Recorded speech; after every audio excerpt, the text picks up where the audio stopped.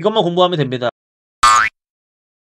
안녕하세요. 국어강사 박민석입니다. 예비고일 국어 공부 이것만 하면 됩니다라는 주제로 이미 영상을 2개를 찍어서 올린 적이 있었는데요. 새로운 개정교육과정이 내년에 바로 적용이 됨에 따라 영상을 또 안 찍을 수가 없었습니다. 먼저 2022 개정교육과정이 적용이 되면 국어 공부에서는 어떤 것들이 바뀌는가 먼저 알려드릴 거고요. 그 다음은 취지가 똑같습니다. 언제나. 범위를 좀 줄여드리고 싶습니다. 되게 막연하고 불안하잖아요. 그래서 이것도 해야 될 것 같고 저것도 해야 될 것 같고 이런 상황에 놓이게 되는데 결코 학생들에게 도움이 되는 그런 게 아닙니다. 이것도 저것도 하려다가 진짜 해야 될 걸 못하고 그냥 끝나버리거나 아니면 막연한 불안감 속에 그냥 고등학교 입학을 하게 되는 그런 상황은 좀 막고 싶어서 영상을 찍는 거고요. 전체를 다 해도 이것만 하면 됩니다. 다른 것들은 안 해도 돼요. 라는 취지의 영상이니까 끝까지 함께 해주시면 너무 감사하겠고요. 들어가 보겠습니다. 구독! 좋아요. 2022 개정 교육과정에 바뀌는 첫 번째는 과목 이름입니다. 뭐 되게 당연한 걸 가지고 왔어 하실 만큼 직관적이죠. 국어라는 과목이 공통국어라는 과목으로 바뀝니다. 그 다음 더 중요한 건 이 오른쪽에 붙는 번호인데요. 공통국어 1과 2, 뭐 이런 구성으로 바뀌게 되죠. 1과 2가 뭘 의미하는데 학기입니다. 1학기엔 공통국어 1을 공부하게 되고요. 2학기에는 공통국어 2를 공부하게 되는 거죠. 그 전에는 어땠는가? 9학기 동안 국어라는 교과서 전체를 이제 나눠가지고 막 시험을 보는 뭐 그런 구성이었던 겁니다. 그래서 뭐 나름 정해져 있긴 했죠. 하지만 시험 범위에 대한 어느 정도의 예측이 필요했고 좀 예측을 벗어나는 시험 범위가 나오기도 하는 뭐 그런 상황이 있긴 있었단 말이죠. 근데 이젠 없습니다. 그냥 공통국어 1 안에서 1학기 시험 범위가 무조건 결정이 되고요. 그다음 2는 2학기 때 나오는 요런 거라서 국어 공부에서는 그럼 어떤 점이 크게 변하는데 저는 얘라고 봤습니다.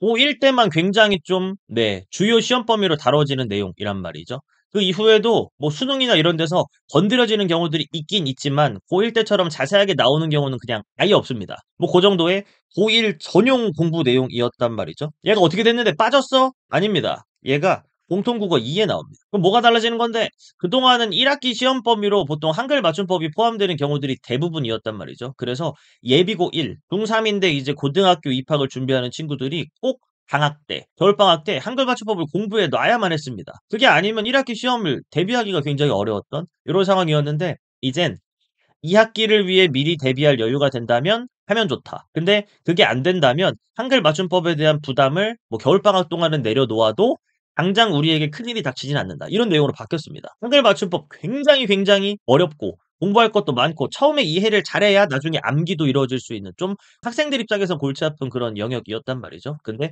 그 내용이 공통국어 2로 빠지게 되어서 당장 우리에게 우선순위 있는 공부 내용으로는 작용하지 않게 되었다. 이게 좀 굉장히 많이 변한 점이다라고 저는 느꼈습니다. 그거 한번 확인해 주시고요. 넘어가겠습니다. 9등급제에서 5등급제로 바뀌었다. 뭐 그런 내용들은 빼고 말씀드리겠습니다. 약간 이렇게 되면 내신의 변별력이 어떻게 되는가? 좀 이상해지는 거 아니야? 그동안 1등급 받아가지고 내가 경쟁력을 확보했던 게 이후에는 없어져 버려. 뭐 이런 건 둘째 문제입니다. 일단 1등급을 받아야 하는 상황이 된 거죠. 1, 2, 3, 4, 5, 6, 7, 8, 9였는데 이젠 1, 2, 3, 4, 5가 끝이고요. 퍼센티지도 보시면 1등급 10%인데 이전에 뭐랑 비슷한가? 2등급 받는 비율이랑 좀 비슷하다고 보시면 딱 맞겠습니다. 사실은 제가 볼 땐 공부하는 입장에선 별로 변한 게 없습니다. 어차피 1등급 받으려고 열심히 노력을 하다가 2등급으로 약간 미끄러졌어. 거기까지 우린 와 국어 공부 열심히 했다. 성공. 이렇게 말했던 내용이거든요. 그래서 똑같은 것 같습니다. 1등급 받으려고 열심히 노력을 한다. 근데 미끄러지면 큰일이다. 뭐 이런 변화가 있을 뿐이지 전체적으로는 엄청난 변화입니다만 공부를 하는 입장 그리고 미리 예비고 1로서 국어 공부를 준비하는 입장으로서는 어차피 1등급을 받아야만 하는 상황이 조금 더 치열하게 찾아왔을 뿐이다. 뭐 이렇게 볼 수 있는 내용으로 보입니다. 한번 확인해 보시면 좋겠고요. 넘어가겠습니다. 얘는 뭐 당장 우리에게 중요한 내용은 아니죠. 나중에 이제 공통국어 1, 공통국어 2 다음에 요런 과목들을 배우게 된다인데요. 막 과목들을 조합한 취지나 이런 것들도 막 교육 과정에 다 써 있을 정도로 새로운 시도가 좀 있었구나 보시면 되고요. 그다음 요거 좀 먼 얘기입니다. 이번 영상에서는 중요한 내용이 전혀 아니에요. 수능에 원래 선택 과목이 있었습니다. 화법과 작문과 언어와 매체 중에 하나를 선택해야 된다. 뭐 이거였는데 그런 거 없이 이젠 다 나옵니다. 화법, 작문, 언어가 이제 문법이죠. 나오게 되고요. 여기 독서, 문학 다 나오니까 그냥 이제 그동안 선택 과목으로 했던 걸 그냥 한 번에 뭉쳐서 2028 수능부터 이제 다 나온다라고 보시면 딱 맞는 거라서요. 수능 선택 과목이 폐지가 됐구나 알아두시면 되겠습니다. 별로 안 중요하다며 이걸 왜 다뤘어? 흔히들 문법이라고 말하는 내용이죠. 언어라는 이름으로 많이 불리게 될 거예요. 얘가 전 원래 필수라고 생각했습니다. 왜냐면 언어와 매체라는 선택 과목을 선택할 수 있는 자격을 가져야 한다. 이렇게 보통 표현해 왔거든요. 공부를 안 해놓은 사람은 어쩔 수 없이 화법과 작문을 선택할 수밖에 없는 상황에 몰리게 되고 자신의 선택권을 하나 잃어버리는 거니까 별로 안 좋죠. 근데 그 정도가 아니라 이젠 무조건 수능에도 나오니까 고1 때부터 엄청나게 중요해서 열심히 했던 그 문법 공부 네 더 쪼끔 더 멀리 보고도 중요한 거니까 당장도 중요하니까 열심히 해. 멀리 보고도 너무 필요하니까 열심히 해야 돼. 그래서 무조건 문법의 중요성이 한층 더 올라간 느낌이다라고 보시면 딱 맞겠습니다. 저 같은 사람은 좀 먹고 살기가 편해진 뭐 이런 상황이죠. 요 정도고요. 넘어가 보겠습니다. 서논술형 평가 확대인데요. 이렇게 써 있습니다. 출제하는 교사들의 역량을 더 향상시켜 최대 100% 까지로 계획을 하고 있는 내용이 실제로 써 있습니다. 그동안은 서논술형이 안 나왔는가? 안 나오는 학교도 있었습니다. 그리고 나와도 굉장히 일부만 포함되어 있었던 그런 상황이었는데 그게 확대가 된다면 어디까지 확대될 것인가? 모릅니다. 대비를 해야 되는 그런 상황이 충분히 왔다고 보시면 되겠고요. 원래도 내신 대비할 때는 충분히 서논술형 평가에 대해서 대비를 해야 되는 게 사실이었지만 네, 이젠 안 나오는 학교가 없을 것이며 그 비중이 이전보다 훨씬 더 커질 것이다. 그러면 그동안은 시험 기간 때만 대비하면 되는 정도였다면 이젠 예비고 1로서도 미리 준비해야 되는 뭐 그런 정도의 네, 존재감을 차지하고 있지 않나 하는 것들을 좀 살펴보시면 좋겠어서 내용 포함시켜 놨습니다. 새로운 교육과정을 반영한 새로운 교과서에서는 뭘 배우는데? 뭐 이런 겁니다. 현재 김 공통국어 1이고요. 1학기에 배우게 되는 교재겠죠? 보시면 첫 번째는 약간 인트로 단원입니다. 그 다음은 나왔네요.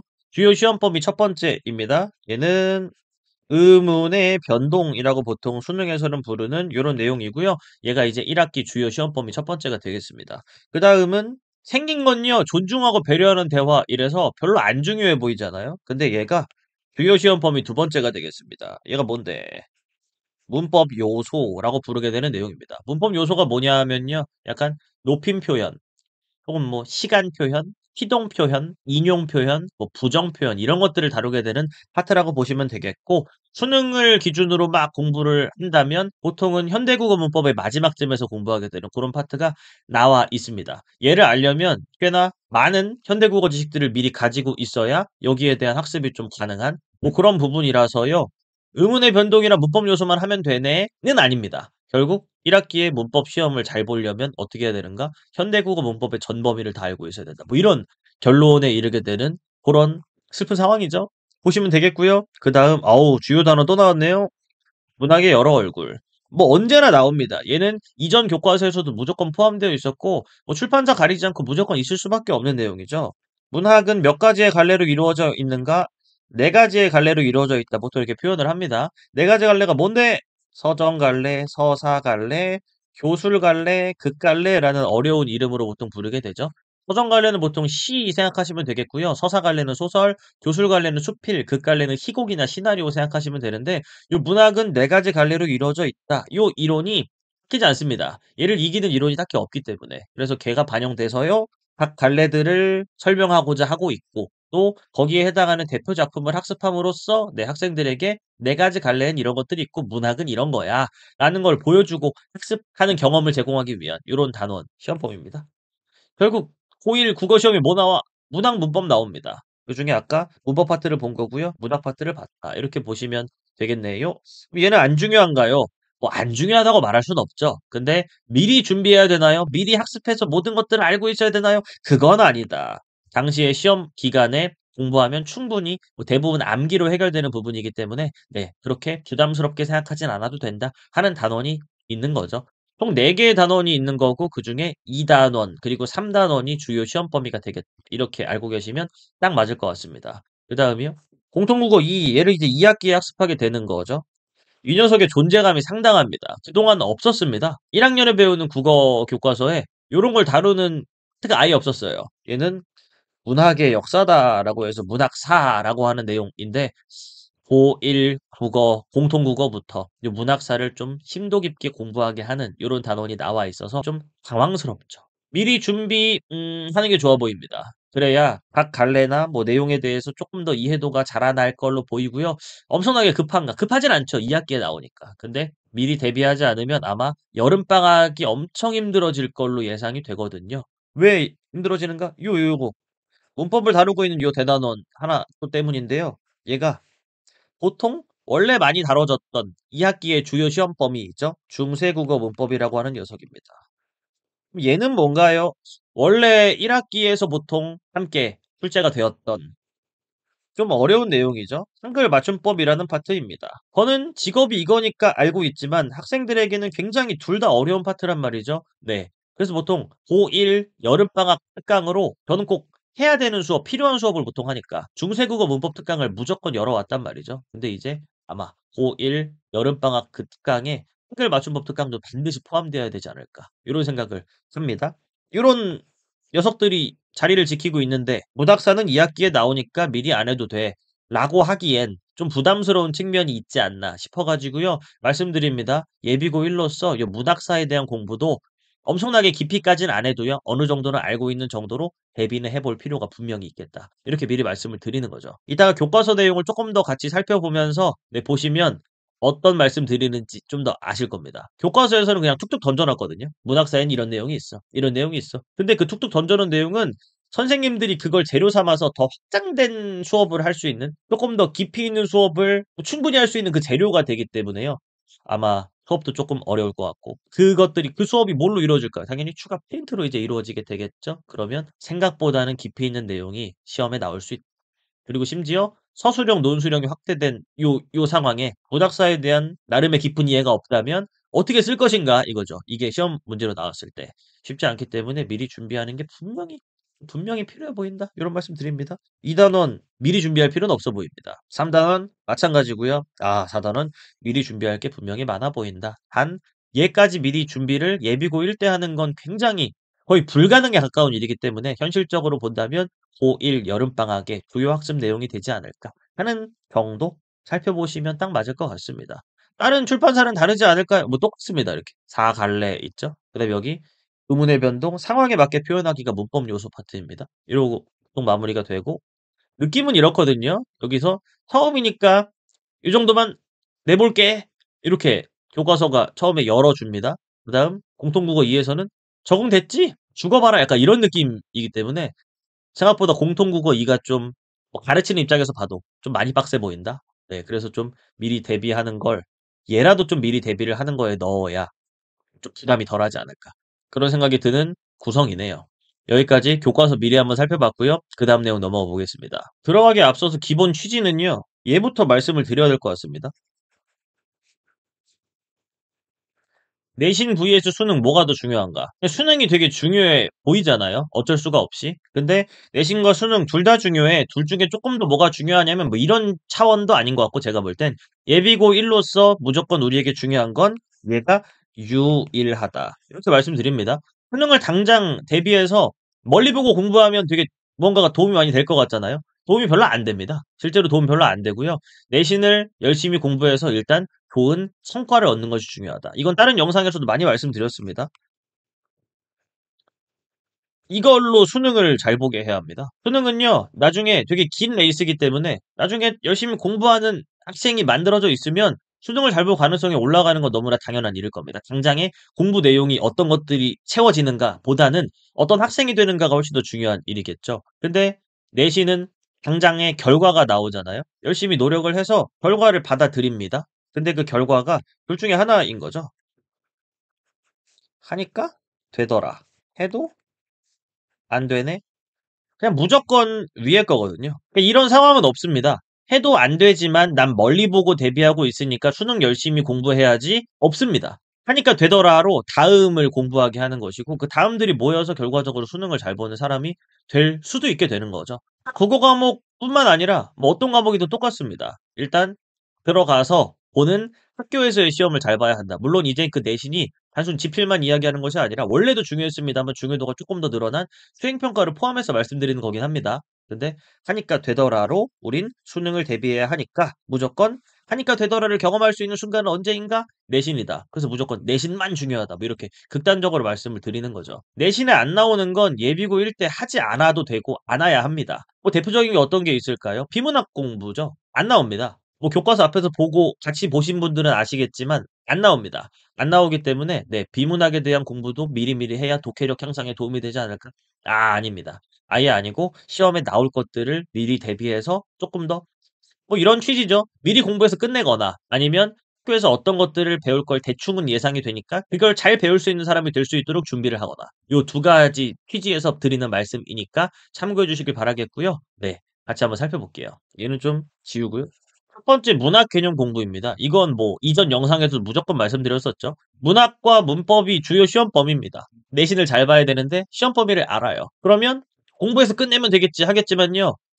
여기 있는 작품들만 나오고 끝나는 게 아닙니다. 뭐 당연히 프린트 같은 걸로 추가 작품을 공부할 수도 있고요. 또 갑자기 시험지를 풀다 보면 외부 작품이 나와서 학생들이 당황했다. 그래서 시험을 잘 못 보게 되었다. 이런 상황은 많이 들어보셨을 거잖아요. 네, 그런 상황이 분명히 펼쳐지기 때문에요. 그냥 문학 잘하는 사람이 돼야 됩니다. 얘는 내신을 위한 공부인데 멀리 보고 하면 수능에도 도움이 좀 많이 되는 그런 거라서 반드시 끝내놔야 합니다. 단순히 문학 작품들을 알아서 10 몇 종 교과서에 나오는 문학 작품을 다 공부했어요.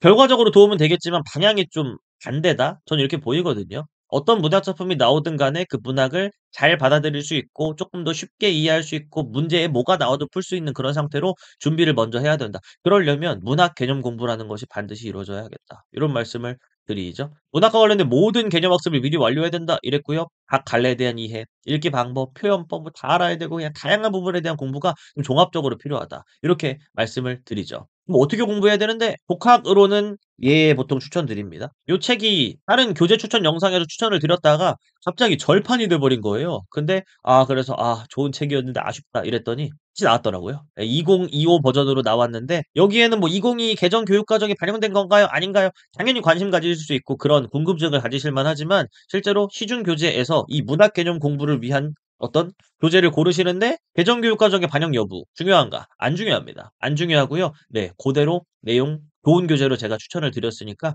요걸로 독학 교재로서 추천드리는 이 책들은 조건이 있는데 그 조건이 뭐냐면요. 항상 공부하고 문제 풀고의 구성. 공부하고 문제 풀고 공부하고 문제 풀고가 돼야 독학이 되거든요. 그냥 되게 심도 깊은 좋은 내용을 다룬 책들은 다른 것도 많은데 독학 교재로 적합하진 않다고 보이고요. 요 책이 제일 좋습니다. 요거랑 비슷하게 좋은 게 이제 헌재교육에서 나온 명강사 백인의 지혜 문학 고게 있고요. 걔랑 요 녀석이 네 그냥 엄청 좋으니깐요. 요거 가지고 공부해 주시면 너무 좋겠다. 뭐 공부하시면서 제 채널에 있는 문학 개념 관련 영상 참고하셔도 너무 좋겠고요. 그리고 이건 뭐 전설의 강의니깐요. EBS 개념의 나비 효과 뭐 학생들에 따라 약간의 뭐 만족도 차이나 그 만족도가 실제로 그 수업을 평가할 수 있는 그런 지표는 아니라고 보지만 좀 다를 순 있는 그 반응들을 많이 전 접하거든요. 그래서 뭘 더 추천하는가? 전 앞에 쪽을 좀 더 추천하는 편이고요. 자꾸 책 가지고 혼자 공부할 수 있는 상태가 돼야 된다고 믿으니까. 근데 EBS 개념의 나비 효과 당연히 전설의 강의로서 추천할 수 있겠죠. 이걸로 끝내서 문학 개념 공부를 완료했다. 뭐 그런 상태가 되면 너무나도 좋겠다. 그래서 독학을 먼저 추천을 드렸고요. 이젠 광고입니다. 문학 개념 끝내기 방학 특강 광고입니다. 근데 처음 이렇게 진행합니다. 비대면만 진행한다. 이렇게 보시면 되겠고요. 그동안은 현장과 비대면을 같이 네 동시에 진행하면서 비대면 한 절반, 현장 절반 해 가지고 많이들 찾아주셔 가지고 몇 년째 네 이게 따뜻하게 잘 보냈는데요. 새로운 도전이죠. 비대면만 진행해 보려고 합니다. 뭐 학원과 사이가 안 좋거나 뭐 이런 게 아니라 그냥 제가 새로운 시도를 하기 위해 이렇게 하는 건데요. 네이버 밴드라는 요 수단은 똑같이 사용을 하고요. 또 칠판 강의로 진행하는 것도 똑같습니다. 보통 비대면만 하는 경우는 이렇게 아이패드나 이렇게 해서 쭉 진행하는 경우도 있는데 저는 칠판 강의가 좀 더 효과적일 것이라고 판단을 해서요. 그동안에 비대면으로 함께했던 친구들과 동일하게 근데 쪼끔 더 네 현장 소통보다는 비대면 그 채팅 소통을 쪼끔 더 강화하면서 같이 진행을 하게 되겠죠? 네. 고렇게 진행하는 거. 매년 해 왔던 수업이고 매년 많이들 찾아주셨던 수업이니까 함께 해 주시면 너무 좋겠고요. 또 문학 개념 공부가 반드시 필요한데 어떻게 끝내 드리면 좋을까 해서 제가 자체적으로 만든 교재를 통해 교재는 다 택배 배송해 드릴 거고요. 네. 요런 내용들을 수업한다. 이렇게 봐 주시면 되겠습니다. 문학 개념이란 이름으로 끝내야 되는 모든 것들을 끝내는데 하나가 추가됩니다. 요거죠. 문학사 내용을 추가해서 새로운 교재도 바뀌어야 합니다. 그동안은 '아 문학 개념은 이걸로 공부해서 끝내면 돼.' 해 가지고 교재를 조금만 바꾸지 많이는 안 바꾸고 진행을 해 왔거든요. 근데 이제는 교재를 좀 많이 바꿔야 되는 시기가 찾아왔습니다. 문학사, 문학의 역사를 또 새로운 교과서에서 열심히 다루고 있기 때문에 학생들에게 쪼끔 더 필요한 만큼의 문학사 내용을 네 같이 녹여서 수업을 같이 진행할 계획이고요. 문제풀이까지 맞춰서 문학사에 대한 준비는 미리 좀 끝낼 수 있게 이렇게 하면 어떨까? 물론 2 학기에 나오긴 합니다. 근데 미리 끝내도 네 그렇게 어려운 내용까지는 아니거든요. 공부하는 게 좀 까다로울 뿐이지 같이 공부하면 쉽습니다. 같이 한번 해 보면 어떨까 싶어서 고 내용 포함시켜서 준비하니깐요. 알아주시면 되겠고요.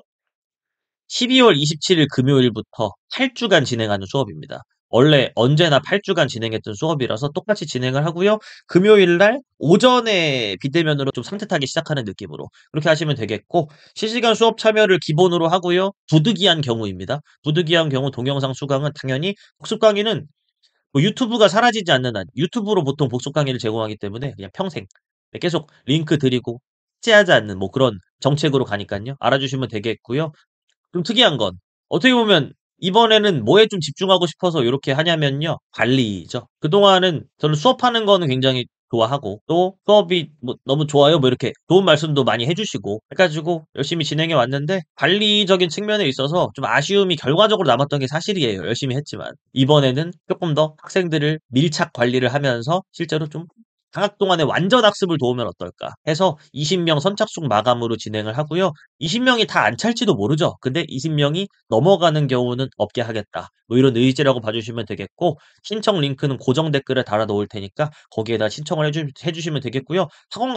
학원과 함께 진행하는 게 아니라 제가 자체적으로 진행하는 거기 때문에 그 고정 댓글 눌러서 꼭 잘 읽어 보시고 신청해 주셔야 된다는 점 그것만 말씀을 드리겠습니다. 관리 시스템은 뭐 하는 프로그램은 똑같습니다. 근데 쪼끔 더 결과적인 관리 성공에 좀 목숨을 걸어보는 요런 느낌으로 진행해 보려고 하는 거고요. 첫 번째는 성취도 평가죠. 매주 지난주에 배웠던 걸 다음 주에 수업 시작할 때 시험을 봅니다.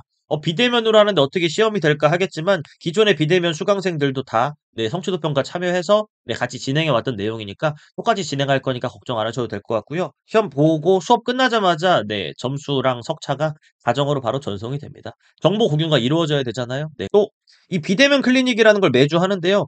성취도 평가의 기준 점수 미달자. 그동안은 기준 점수 미달자들이 있었지만 만날 때 이야기하고 "아유 점수가 왜 이러니 쪼끔 더 공부해라." 뭐 고 정도에서 그쳤단 말이죠. 근데 비대면 클리닉을 좀 필수 참여로 해서 참여 안 하는 경우는 아예 없게 요렇게 할 계획이고요. 추가 과제도 부여해서 그 과제까지 확인을 다 철저하게 할 계획입니다. 비대면 클리닉 매주 진행하는 거 알고 계시면 되겠고 1 인당 20 분씩 진행을 하게 되고요. 1대1 질문, 추가 자료 요청, 국어 상담 요런 것들 진행하는 걸 뭐 원래 뭐 단과 수업을 하더라도 매주 해 오던 겁니다. 근데 이번에도 당연히 열심히 같이 진행을 하겠다. 요런 내용이고요. 주간 학습지 문학만 우리는 수업을 하는 고런 내용이지만 매일 학습이 가능한 그리고 국어 전 범위를 다룹니다. 이 주간 학습지는 PDF로 제공이 되게 되고요. 매주 과제 검사 실시하는 건 뭐 당연한 거고 강사가 직접 모든 과제에 1 대1 피드백 남겨 가지고 학생들과 직접적으로 과제 상황에 대해 소통을 하니깐요. 좀 얘가 좀 많이 중요하다고 봅니다. 문제푼 흔적 보면 다 보이거든요. 풀고 채점하고 오답 노트까지 해서 내야 되는데 그 오답 노트의 올바른 습관 형성 그게 굉장히, 굉장히 중요합니다. 고걸 같이 해 보는 느낌으로 해서 1 대 1로 보통 처음엔 오답 노트 잔소리만 많이 하게 되고요. 그다음은 이런 것들이 좀 약한 것 같은데 이렇게 공부해 보면 어때?" 하는 내용을 제가 매주 진행하게 되니까 참고해 주시면 너무나 감사하겠습니다. 다시요. 12월 27 일부터 금요일에 수업합니다. 오전 10 시부터 1 시까지 3 시간 수업이고요. 8 주간 진행하며 문학 개념 그리고 문학사 관련한 모든 내용을 같이 끝내는 수업이다. 이렇게 알아주시면 되겠습니다. 넘어가 볼게요. 공부해야 되는 내용 두 번째. 뭐 언제나 똑같지만 언어 개념 공부입니다. 문법 공부죠. 정확히 어떤 범위를 해야 하는가 뭐 교과서 살펴보시면 얘가 이제 의문의 변동이죠. 당연히 해야 되는 거 아실 것 같고. 그다음 얘입니다. 문법 요소는 앞에서 설명드렸다시피 뭐 높임 표현, 시간 표현, 희동 표현 뭐 이런 것들 들어가 있는 파트라고 보시면 되겠습니다. 인용 표현 포함해서요. 문법 요소에 대한 공부만 끝내면 딱 되겠네. 근데 요 녀석이 문법 요소가 꽤나 다양한 문법 용어들을 활용합니다. 그리고 그 용어들을 이해해서 요 파트를 끝내려면요. 공부가 다 되어 있어야 합니다. 그래서 결국은 현대국어 전범위에 대한 공부를 마쳐야만 하는 상황이 된 거죠. 고1인데 뭐 이렇게 가혹해 하겠지만 문법에 있어서는 원래 가혹했습니다. 수능보다 어려웠어요 원래. 근데 또 하나가 더 있죠. 서술형, 논술형의 확대. 근데 문법에서 서술형, 논술형이 확대가 되면 어떤 게 필요해지는가? 단순히 그냥 이거니까 이거 아님?' 이렇게 객관식 문제를 풀던 그런 정도의 지식으로는 아마 대화가 안 될 겁니다. 되게 깊은 이해가 필요할 거예요. 누군가에게 설명할 수 있을 정도의 그런 이해를 바탕으로 한 문법 공부를 해야 아마 새로운 교육 과정을 바탕으로 한 그런 시험에 대비할 수 있을 것으로 보입니다. 이전과 달라진 점 아까 말씀드렸던 내용이죠. 학기별 교과서가 확정되어 있기 때문에 한글 맞춤법이 안 나옵니다 1 학기에. 그래서 미리 공부할 필요가 없고 1학기와 2학기 사이에 공부하면 충분해 보인다. 이거고요. 중세국어 문법은 원래 2학기에 나왔던 내용입니다. 한글 맞춤법은 달라진 거죠. 원래 1학기에 나왔다가 이젠 2학기로 바뀌게 된 거니까 넘겨주시면 되겠고 그때 공부하면 됩니다. 단, 이 주요 시험 범위를 해결하려면 현대국어 문법 전 범위에 대한 학습이 필요하기 때문에 예, 중세국어 빼고는 예, 다 열심히 공부하는 게 좋겠다. 근데 그래도 뭐 좀 빼면 안 되나요? 한다면 요 파트. 문장의 짜임이라고 하는 뭐 아는 문장, 안긴 문장, 이어진 문장 요런 파트 있단 말이죠. 수능에서는 보통 주요 출제 부분이기 때문에 엄청나게 열심히 공부를 해야 하지만 예, 문장의 짜임 파트에 대해서는 어느 정도 힘을 빼고 혹은 우선순위를 조금 미루고 공부해도 문법 요소 파트에 막 영향을 주거나 하지는 않거든요. 그래서 고거는 참고해 주셔도 괜찮겠다. 독학한다면 뭐 언제나 추천드렸던 조합이죠. 얘로 개념 공부하고 나름의 문제 풀고 그다음 얘 공부해서 끝내고. 그 구성입니다. 언제나 낀 문제 풀이가 있어야 독학이 되는 거기 때문에 신경 써 주시면 너무 좋겠고 제 채널에 또 문법 관련 영상은 많이 올라가 있는 편이니까 참고해 주시면 너무 좋겠네요. 그다음은 광고죠 뭐. 광고를 부끄러워하지 않는 사람이 돼야 부자가 될 텐데 이번 생은 글른 것 같습니다. 문법 개념 끝내기. 얘도 앞서 소개해드린 거랑 마찬가지로 비대면만 진행하는 이번에 좀 바뀐 거죠. 똑같이 수업은 저는 할 건데 현장 수강생이 없을 뿐이고요. 비대면 친구들과 조금 더 밀접한 소통을 하며 진행하고 또 관리적인 측면을 좀 더 강화하고자 그리고 조금 더 제가 새로운 도전을 해보고자 내린 결정이니까 알아주시면 되겠고 뭐 앞에서 말씀 안 드렸지만 기존보다는 수강료가 조금 많이 저렴한 편일 겁니다. 학원이랑 같이 진행하는 게 아니라 저만 혼자 하는 거기 때문에 조금 더 그런 차이점이 있긴 있다. 밑에 고정 댓글에 그 링크 있으니까 눌러보시면 수강료 얼마까지 다 안내가 되어 있을 거니까요. 참고해 주시면 너무 좋겠습니다. 네이버 밴드 통해서 진행하고 복습 강의는 유튜브 링크로 같이 제공이 되니까 알아주시면 되겠고요. 네이버 밴드로 비대면 강의를 해도 이렇게 아이패드 수업이 아니라 칠판 강의로 이루어진다는 점. 자체 교재 택배 배송 해드릴 거고요. 수업 내용은요. 중세국어 안 합니다. 현대국어 문법 전범위 개념 학습을 하고요. 한글 맞춤법 안 하고 중세국어 문법 안 할 겁니다. 원래는 고1 전용으로 꼭 한글 맞춤법이 포함된 수업을 진행해 왔던 게 뭐 작년까지의 내용이었었는데요. 올해부터는 한글 맞춤법을 빼고 진행할 겁니다. 무조건이요. 알아주시면 되겠고 필수 문제 풀이까지 같이 진행하는 건 뭐 이전과 동일하고요. 추가 문제 자료도 양껏 학생들이 그만 달라고 할 때까지 드립니다. 일정이죠. 토요일이고요. 12월 28일 개강입니다. 할 주간 진행하는 게 똑같고 또 오전 10시부터 1시까지 시간은 언제나 요 시간으로 진행할 생각입니다. 실시간 수업 참여를 꼭 해달라고 말씀을 드리고요. 이게 그냥 동영상으로라도 수강하면 안 되나요? 시간이 안 맞습니다. 한 번 더 생각해 보라고 말씀드리고 싶어요. 좀 가성비가 떨어지거든요. 실제로 학생들의 결과적인 성취도를 봤을 때 실시간 수업 참여를 해서 매번 수업을 꼬박꼬박 같이 함께한 이게 그냥 인강 이런 개념이 아니라 같이 소통하며 수업하는 그거기 때문에 그때 하는 게 무조건 효과가 좋거든요. 그래서 실시간 수업 참여가 되는 분 위주로 먼저 신청해 주시면 너무 좋겠고 그게 안 되는 경우에 뭐 몇 주 정도는 동영상 수강을 하겠습니다. 이것도 뭐 가능은 하다 이 정도지 무조건 예 우선으로 추천을 드리고 있습니다. 시간 가급적이면 맞춰 주시면 너무 좋겠다. 이거고요. 동영상 수강이 가능은 하다.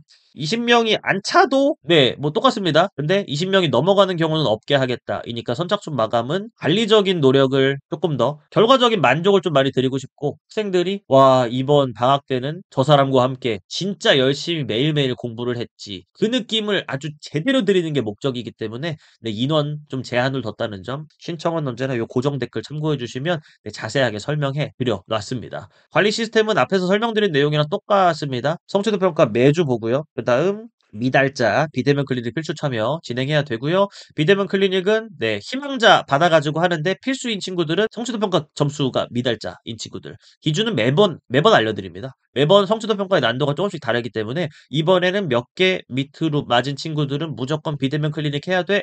시간 안 되는데 이렇게 말해도 소통하면 시간이 언제나 20분은 무조건 되거든요. 예, 그 20분은 무조건 찾아서 제가 진행을 하니까 걱정 안 하셔도 될 것 같고요. 국어 공부 열심히 하는 학생을 무조건 만들 겁니다. 각 수업별로 20명씩은 무조건 만들 거니까 네, 참고해 주시면 되겠고요. 주간학습지 네, 매일 학습이 가능하다는 건요. 앞에서 설명 좀 덜 드렸지만 1일차부터 5일차까지가 있습니다. 왜 5일차까지밖에 안 하는가? 남은 일수는 오답노트하고 자기를 점검하는 시간이다. 이렇게 봐주시면 딱 맞겠습니다. 국어 전범이고요. 모의고사 형태로 제공이 되는데 원래는 1번 수업이랑 2번 수업 다 듣는 친구들은 과제 부담 때문에 제가 과제는 한 종류로 진행을 했었거든요. 근데 이젠 과제 다르게 나갑니다. 그리고 희망자에 한해 저는 한 종류의 과제만 하겠습니다를 받는 게 좋을 것 같아서 그렇게 진행하니까 알아두시면 되겠고요. 언제나 학습할 자료는 학생들이 버거워할 만큼 드릴 준비가 되어 있는 상태이고요. 버거워하지 않는 선에서 약간은 풍부한 고 정도의 자료 제공으로 보통 맞춰서 진행하려고 하니까 알아주시면 되겠습니다. 매주 과제 검사 실시하는 거 뭐 당연하고요. 강사가 직접 모든 과제 1:1 피드백을 좀 자세하게 남겨드리는 걸 뭐 기존에도 했었지만 조금 강화해서 진행하겠다. 요 정도의 의지라고 봐주시면 되겠습니다. 수업 광고 여기까지고요. 세 번째 뭘 학습해야 되는가 넘어가 보겠습니다. 제 생각일 뿐입니다만 3번 이거 너무 가혹해요. 왜 고1 벌써 이걸 왜 이렇게 열심히 해야 되는 거야? 단원이 이렇게 되어 있습니다. 단원은 그냥 던져 놨거든요. 근데 이 단원이 왜 생겼는가? 교육 과정에 이런 성취 기준이 있는 거죠. 한국 문학사의 흐름을 고려해 작품을 수용한다. 이전엔 없었나요? 없었습니다. 새롭게 개정 교육 과정이 되면 생겼고요. 그다음 교체적인 관점에서 작품을 해석하고 뭐 됐고 얘입니다. 얘. 요거에 대한 성취 기준 해설인데요. 아오. 한마디로 문학사를 본격적으로 교과서에서 다루고 학생들이 학습할 수 있는 경험을 제공하겠다.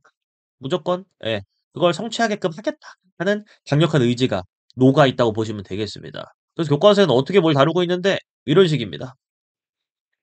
한마디 툭.